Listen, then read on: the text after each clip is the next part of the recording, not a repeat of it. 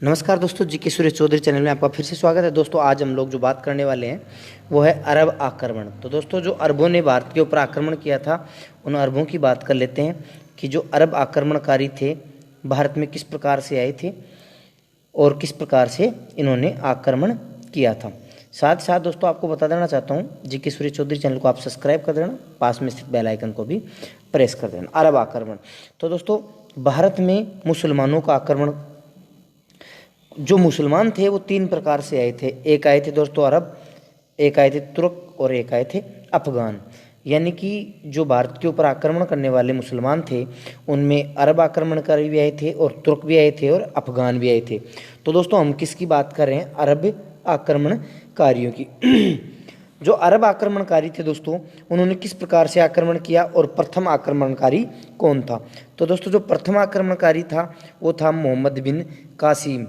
ये जो मोहम्मद बिन कासिम है इसने सबसे पहले भारत के ऊपर आक्रमण किया था, प्रथम बार आक्रमण किया था, जो क्या था? अरबी आक्रमणकारी था दोस्तों। साथ ही साथ दोस्तों आगे बात करें, श्रीलंका के शासक ने खलीफा वलीद के लिए कुछ उपहार भेजे जिन्हें देवल नामक बंदरगाह पर समुद्री लुटेरे लूट लिया।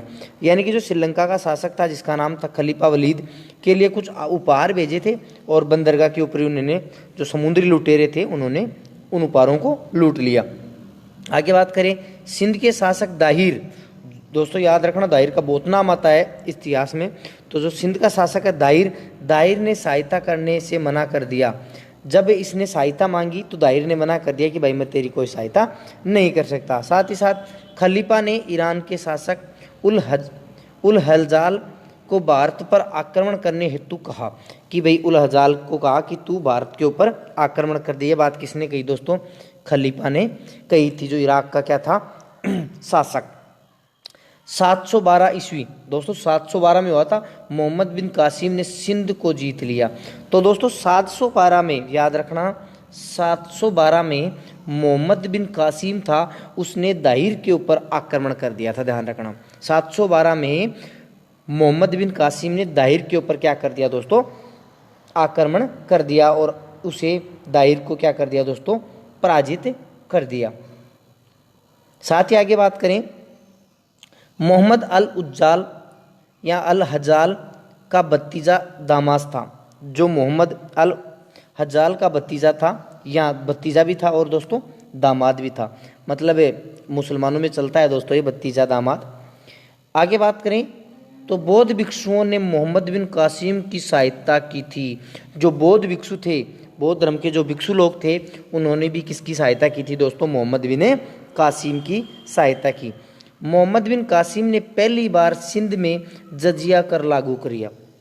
दोस्तों याद रखना, प्रश्न पूछा जा सकता है इंडियन हिस्ट्री में और किसी एग्जाम में भी आ सकता है। पूछेगा कि जो मोहम्मद बिन कासिम है उसने पहली बार सिंध पर क्या किया? तो दोस्तों याद रखना, कौन सा कर चालू किया? तो जजिया कर। किसके ऊपर आक्रमण किया? सिंध के ऊपर। जजिया कर सबसे पहले किसने लगाया सिंध पर? मोहम्मद बिन कासिम ने। अब जजिया कर क्या है? यह एक राजनीतिक कर होता है जो गैर मुसलमानों पर लगाया जाता है। यानी कि मुसलमानों के अलावा सब पर लगाया जा सकता है, गैर मुसलमानों पर। तो समझ गए ना, गैर मुसलमानों पर या मुसलमानों के अलावा सबके ऊपर ये एक जजिया कर चालू था दोस्तों। आगे बात करें मोहम्मद बिन कासिम की दोस्तों, तो जो मोहम्मद बिन कासिम था, मोहम्मद बिन कासिम ने सिंध में मकतब, प्राथमिक शिक्षा केंद्र, इसको क्या कहा जाता है दोस्तों?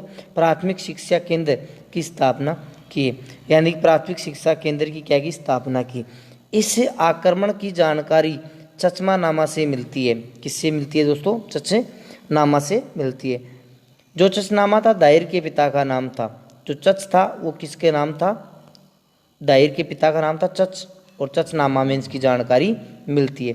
जो चचनामा है इसके लेखक हैं अज्ञात। जो याद रखना दोस्तों, चचनामा के जो लेखक है वो कौन है? अज्ञात हैं। चचनामा के लेखक अज्ञात। दोस्तों दो चीज याद रखना हिस्ट्री में, दो चीज बहुत ज्यादा याद रख। अज्ञात से आप दो चीज समझ लेना। अज्ञात दोस्तों इंडियन हिस्ट्री की बात है, अज्ञात किसी व्यक्ति का नाम भी हो सकता है, अज्ञात का मतलब ये भी हो सकता है कि इस पुस्तक को लिखने वाले के बारे में कोई जानकारी प्राप्त नहीं है। आगे बात करें, दाहिर एवं जयसिंह लड़ते हुए मारे गए।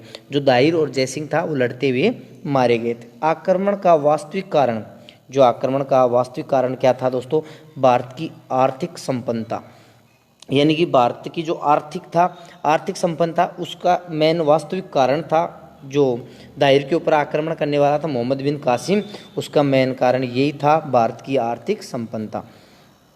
आगे बात करें, अरबों ने आगे बढ़ने का प्रयास किया, लेकिन गुज्जर प्रतिहारों ने अरबों को पराजित किया। जो गुज्जर प्रतिहार थे उन्होंने अरबों को क्या किया दोस्तों, पराजित किया। नहीं तो जो अरबी आक्रमणकारी थे बहुत आगे निकल जाते, गुज्जर प्रतिहारों ने इनका क्या किया दोस्तों, सामना किया और उन्हें पराजित भी किया। आगे बात करें आक्रमण के प्रभाव, तो दोस्तों आक्रमण के कौन कौन से प्रभाव वो देखेंगे। सांस्कृतिक समन्वय, पंचतंत्र का अरबी में अनुवाद किया, तो पंचतंत्र था, जो पंचतंत्र है विष्णुगुप्त द्वारा रचित, उसका अनुवाद किया अरबी में, एवं उसका नाम कलीला व दिमना रखा, कलीला या दिमना रखा। चरक संहिता का अरबी में अनुवाद किया, जो चरक संहिता है उसका भी अरबी में क्या किया दोस्तों, अनुवाद किया। साथ साथ आगे बात करें, ब्रह्मगुप्त की पुस्तकों को अरबी में अनुवाद किया। जो ब्रह्मगुप्त की जो पुस्तकें थी उनको भी अरबी भाषा में क्या किया दोस्तों, अनुवाद किया। ब्रह्म सिद्धांत, अल सिद्ध हिंद और खंडन खाद उल अरकंद।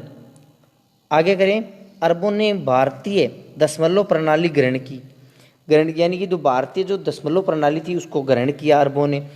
इसे अरब देशों में हिंदसा कहा जाता है। जो दोस्तों दशमलव प्रणाली है उसे अरब देशों में क्या कहा जाता है, हिंदसा कहा जाता है दोस्तों। साथ साथ आगे बात करें दोस्तों हिंसा के बारे में, आगे इसे अल खारिज्मी ने अरब देशों में प्रसिद्ध किया और साथ ही साथ यूरोप में इसे अरबी संख्या पद्धति कहा जाता है। और दूसरा जो प्रभाव पड़ा हुआ है व्यापार वाणिज्य में वृद्धि, यानी कि जो व्यापार वाणिज्य था उसमें वृद्धि हुई, ऐसी बात नहीं है। व्यापार वाणिज्य में क्या हुई दोस्तों, वृद्धि हुई। और साथ ही साथ दोस्तों आगे का जो अगला इसमें आगे जो पार्ट आता है वो अगले वीडियो में बताएंगे। साथ ही साथ दोस्तों अपने चैनल जी के सुरेश चौधरी को आप सब्सक्राइब कर लेना, ठीक है दोस्तों।